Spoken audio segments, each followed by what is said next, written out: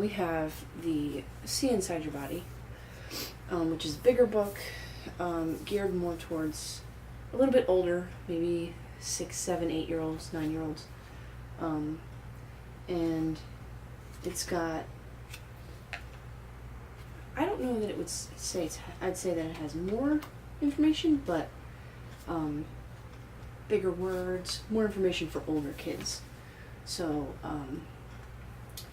you know, the food slips down your food pipe or your esophagus into your stomach. So it goes through a similar pattern here.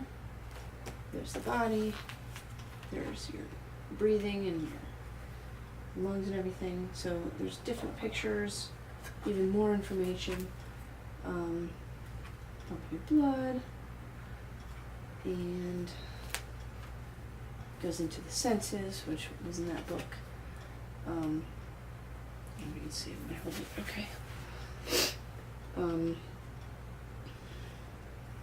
Yeah. So this is for a little bit older.